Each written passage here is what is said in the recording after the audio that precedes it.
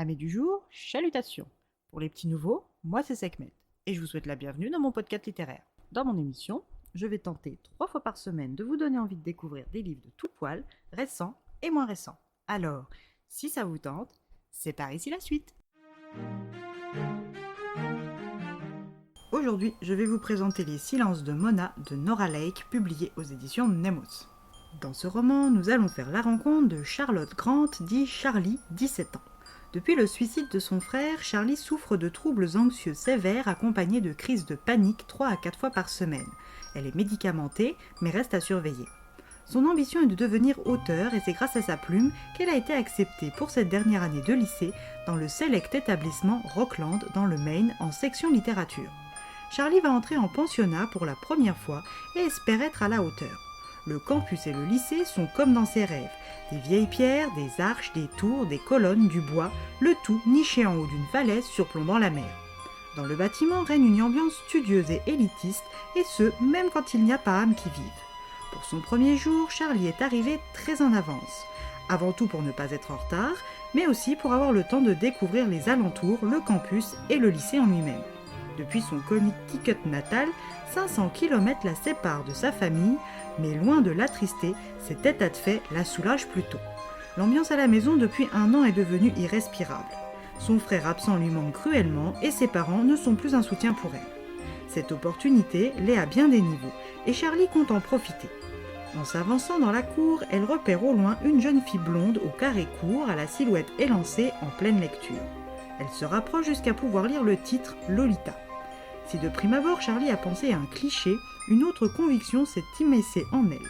Elle doit se faire remarquer par cet inconnu. Elle est totalement captivante, magnétique même. Pas le temps pour son cerveau curieux de continuer sur sa lancée que d'autres élèves de sa nouvelle classe rejoignent la jolie blonde. Tous en uniforme qu'ils portaient, contrairement à elle, comme une seconde peau, ils se saluèrent avec la familiarité de ceux qui ont passé plusieurs années ensemble en classe à l'internat. Charlie s'est tout de suite sentie jalouse, car l'objet de sa fascination souriait, était chaleureuse et ceux qui l'avaient rejoint étaient tous beaux dans cette lumière matinale. Elle aurait vraiment aimé être avec eux. Charlie continue de s'avancer vers le groupe quand soudain la blonde lui sourit, lui souhaite la bienvenue à Rockland avant de lui demander son nom et de se présenter. Mona Moon. Elle enchaîne ensuite avec les présentations du groupe. Marcus, Harry, Daphné, Calice et Harper. Charlie les salue tous et note dans un coin de sa mémoire les prénoms de ses nouveaux camarades de classe. Cela sera plutôt facile car ils ont tous une particularité distinctive. Marcus est ténébreux, du moins en apparence, Harry a les cheveux bouclés, Daphné a les siens roses, Calice, quant à elle, est française et Harper est une beauté distinguée maquillée de doré. Leur professeur principal est Monsieur Hampton, un quadra ayant un best-seller à son actif. Il est plutôt bel homme avec son style classique. Les cours commencent fort dès la première heure. Une confrontation à la page blanche avec pour thème d'écriture 4 mots et 20 petites minutes seulement. Si ses nouveaux camarades ont l'air habitués, Charlie prend le train en marche et se plie au mieux à l'exercice. Son texte est terminé, elle doit le lire devant la classe et s'exposer au jugement. Mona est enthousiaste, là où Harper est critique, et sans qu'elle ne puisse intervenir, une joute verbale s'installe entre les 2 autres filles.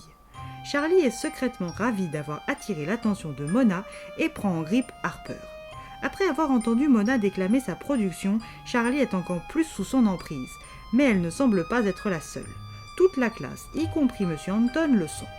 Harper, quant à elle, se voit vexée par la star en personne, remontant d'un cran encore la joie dans le cœur de Charlie. Pour cette première soirée étudiante de l'année scolaire, le groupe, augmenté de Charlie, se rejoint dans la chambre de Marcus.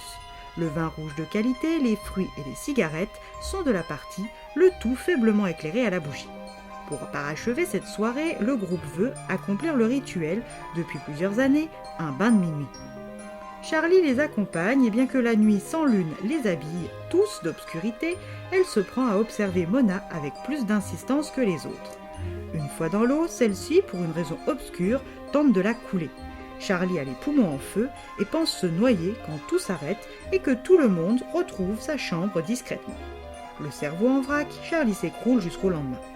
Au réveil, elle est surprise de constater qu'elle n'en veut pas à Mona alors qu'elle le devrait. 7 heures, l'heure de se doucher. Elle est rejointe par Mona. Charlie sent son cœur battre la chamade et son ventre se contracter. Mona repart comme elle est arrivée, sourire aux lèvres, rouge sanctuary. Charlie va vite comprendre que Mona est solaire, sociable, isolée, paradoxale, lumineuse et pleine de ténèbres. Elle va également vite comprendre qu'elle est toxique, sans pour autant pouvoir s'en éloigner. Charlie est un papillon attiré par la lumière qu'est Mona. Elle a beau savoir que si elle touche la lumière, ses ailes vont griller, elle ne peut résister à l'attraction. Malheureusement pour la jeune fille, elle n'est pas le seul papillon dans sa classe à être attiré par Mona, créant en elle des tensions et des sentiments extrêmes.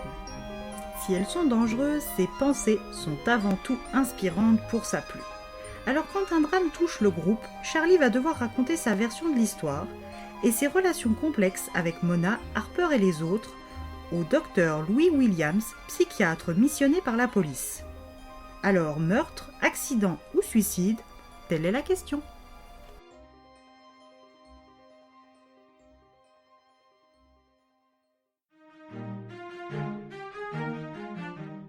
Un roman huis clos à l'ambiance Dark Academia.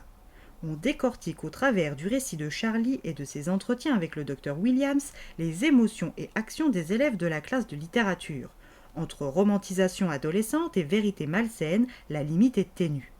On se rend compte finalement qu'à la toute dernière fin, que le personnage avec le plus de duplicité n'est pas celui que l'on croyait. Et bien voilà, j'en ai fini pour aujourd'hui. J'espère que cet épisode vous aura plu et vous aura donné des nouvelles idées de lecture.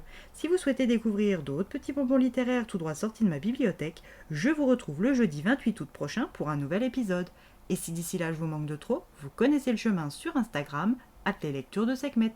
Sur ce, chalut les amis et à la prochaine.